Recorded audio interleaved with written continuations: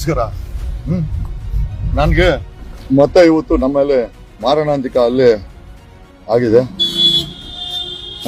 ಅದೇ ಜಾಗದಲ್ಲಿ ಸುಮಾರು 200ಕ್ಕೂ ಹೆಚ್ಚು ಪುಂಡರು ಬಂದು ಅಟ್ಯಾಕ್ ಮಾಡಿದ್ದಾರೆ.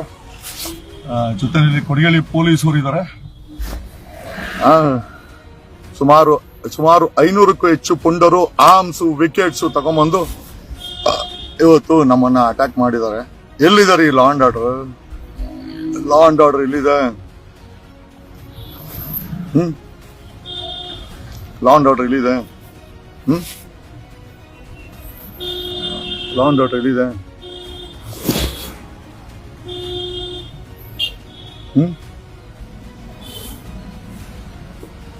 It's a planned attack. ಸಮಾಜದಲ್ಲಿ ಧ್ವನಿ ಮಾಡುವಂತ ವ್ಯಕ್ತಿಯನ್ನ ಇವತ್ತು ನಮ್ಮ ಹಾಗೂ ನಮ್ಮ ಕುಟುಂಬದ